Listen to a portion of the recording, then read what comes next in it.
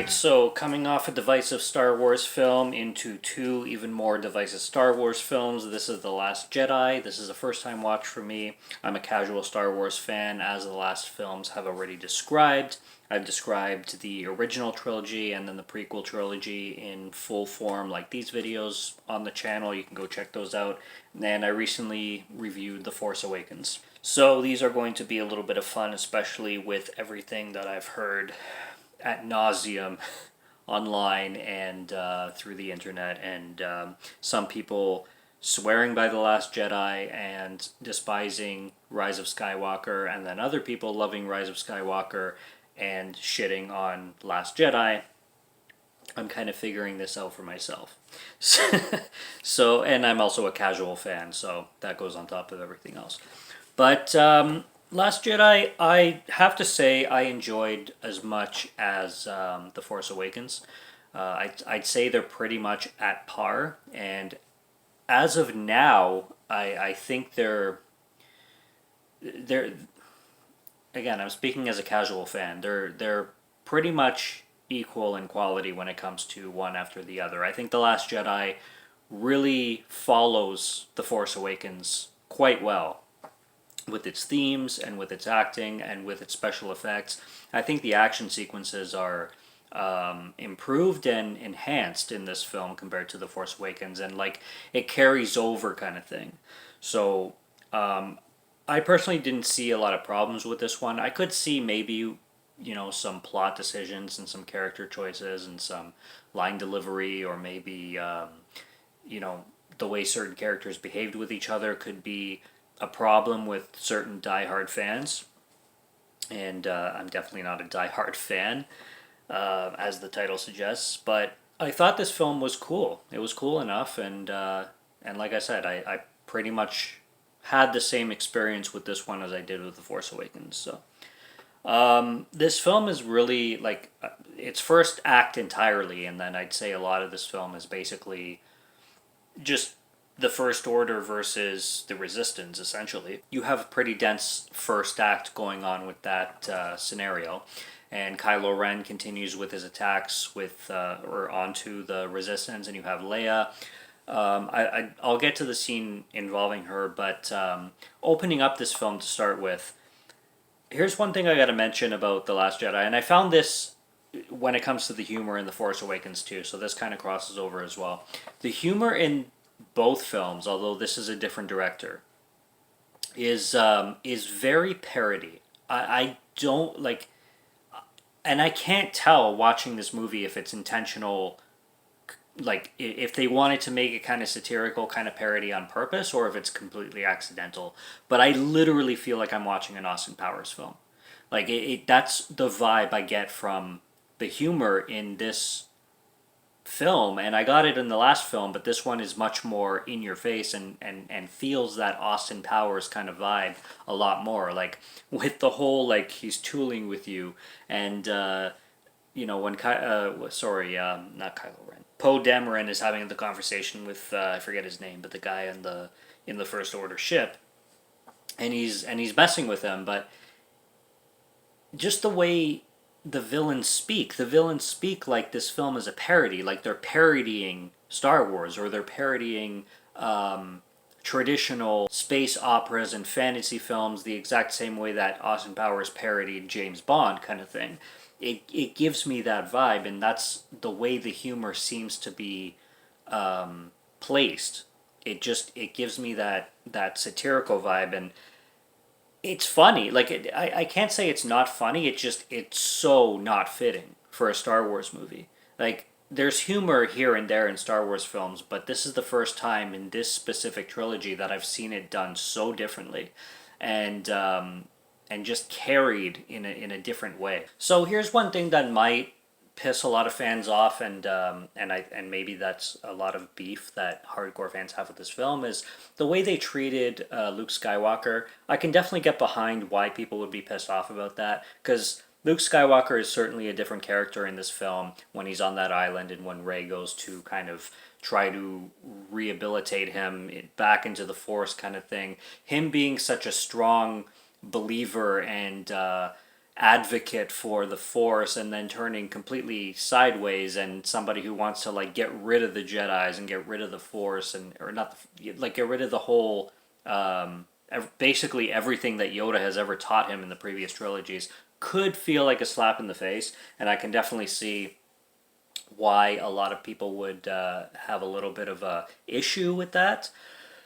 And really, like, I pretty much stand by that, because Luke Skywalker definitely didn't feel like the Luke Skywalker that people who have loved the Star Wars series grew up with. And I'm a casual fan, so it didn't like punch me in the face or anything, but I can definitely see their side on that. So everything involving Rey and Luke on that island, although there's a really funny scene that I wrote down with the scene where Rey slices that rock, and then the rock rolls down the hill and it smacks into the villager's cart. That's probably one of the scenes that made me laugh in this entire, like, in all of The Force Awakens and all of The Last Jedi. I think that's one of the funniest scenes that came up. But when it comes to just the characters themselves, Rey and Luke, it was just so, it was strange. It was different, and I don't. I wouldn't say necessarily that it left a bad taste in my mouth, but I can definitely feel that pull away from everything that Star Wars and the Star Wars universe was built upon, kind of changing for the negative, in a sense. The scene where Leia, the ship gets hit because Kylo Ren is about to shoot, but then he hesitates, which you can again see a little bit of a change in his demeanor when, you as of now, still finishing off this film, I still think he's going to go to the dark side, but there's so many moments that he has these self-realizations that you wonder, and I wonder. I'm pretty sure he's still going to stay in the dark side, but he always has these little hints and glimmers, and I don't know if they're doing that as like trying to make him a red herring, if that's the right term, or trying to play with the audience kind of thing, like make the audience wonder. But he has that moment where he's able to fire on the ship, and Leia's there, and then he has the kind of connection mentally with her, and knows that she's on board, so he doesn't fire, but then his fleet does, and I assume she died. I was like, oh shit, they just killed off Leia, and they killed Han, and now they're killing off Leia real quick.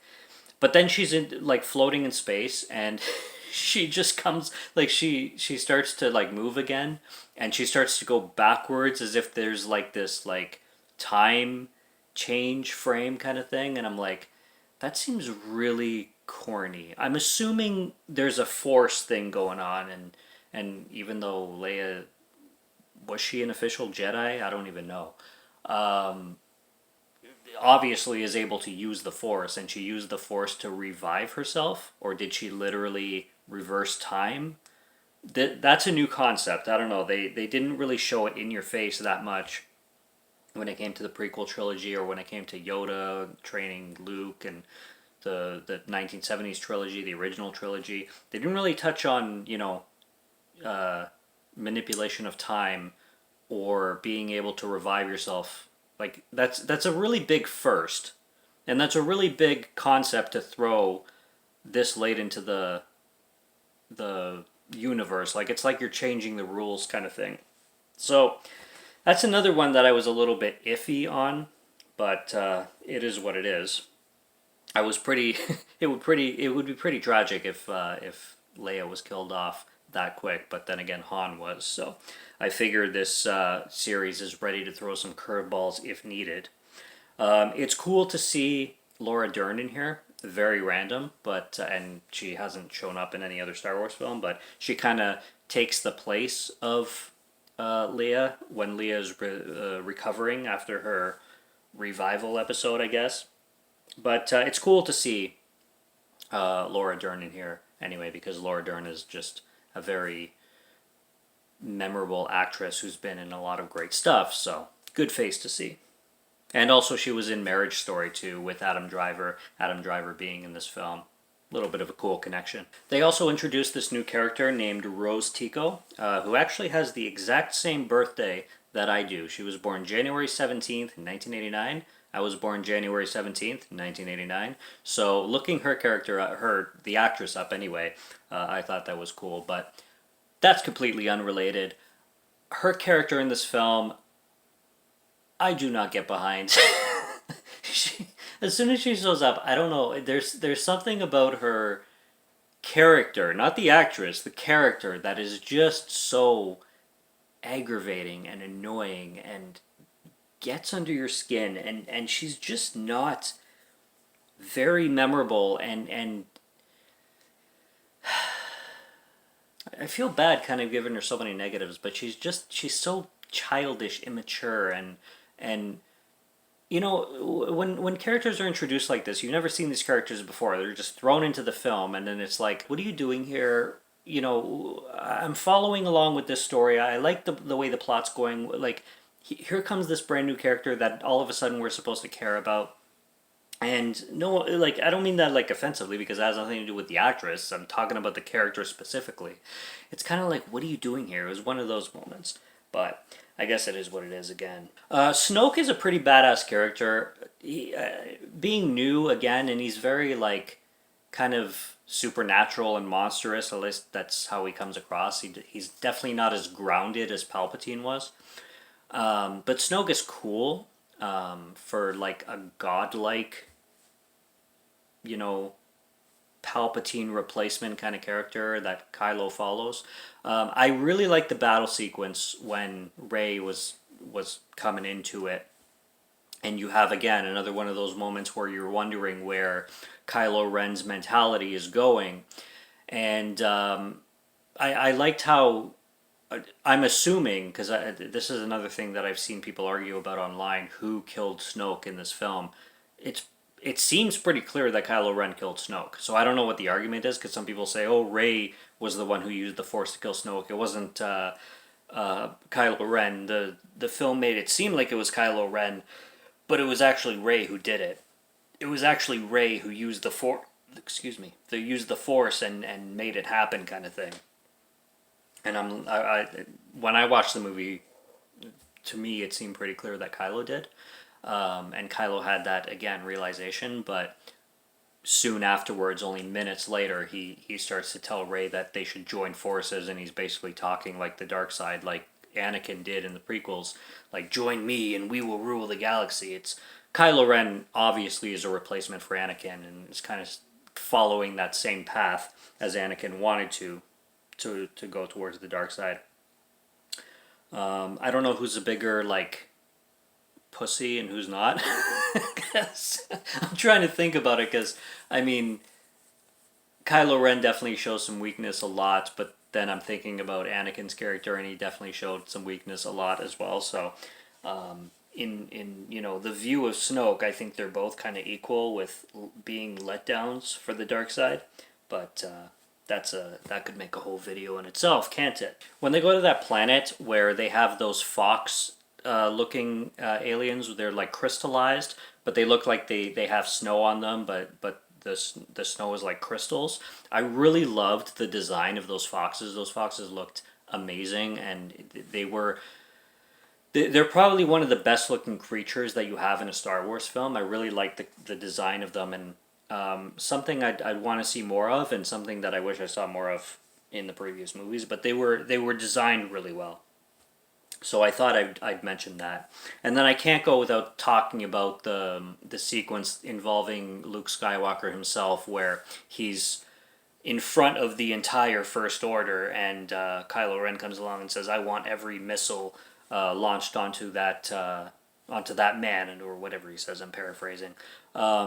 I forgot to mention, I really liked the conflict between Luke Skywalker and Kylo Ren, and how they explained that, where Luke, again, made to seem like a villain character, was, about to kill Kylo Ren, and you get that confusion, you get that two-sided story where Kylo tells the story that Luke was like this vicious guy who just came into his room trying to kill him, and then you get Luke's story saying that Luke had a lapse of faith, or like a weak moment kind of thing. Regardless, it still paints Luke to be too much of a villain, which I didn't appreciate or like too much, but Anyway, I'm talking about the climax kind of scene where they fire right onto Luke, and then Luke somehow survives, and afterwards you figure out that he's actually a hologram in a sense, and he's using another force technique to place himself in that area.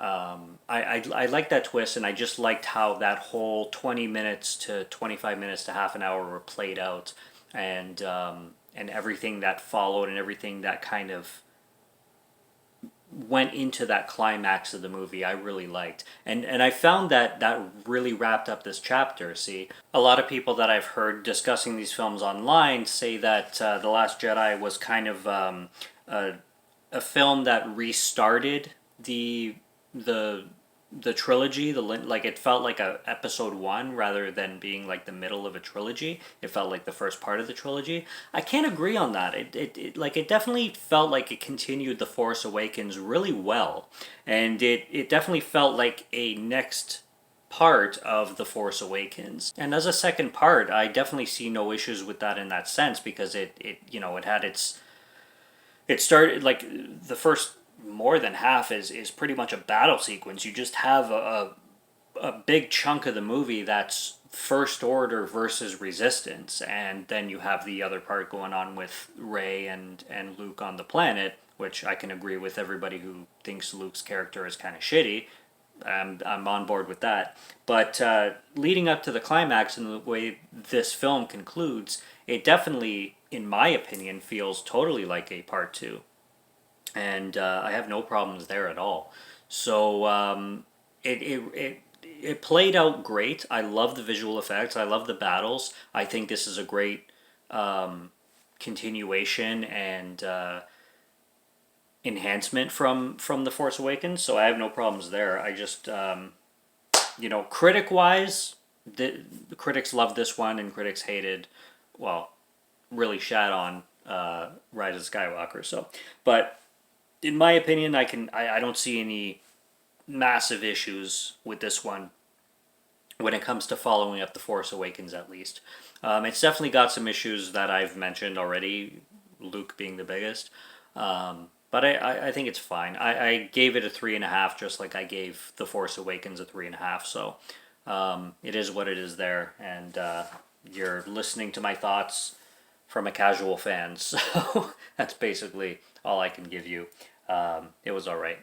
I'm looking forward to checking out Rise of Skywalker and seeing how that finishes things off, I guess. So we will see. Subscribe to Morgan Film Fan if you like to listen to my voice or if you like my film reviews. I'll be back with more soon, so stay tuned for those. Check out what's on the channel already. Stay tuned for what's coming. Until next review, have a good one. Take care and cheers.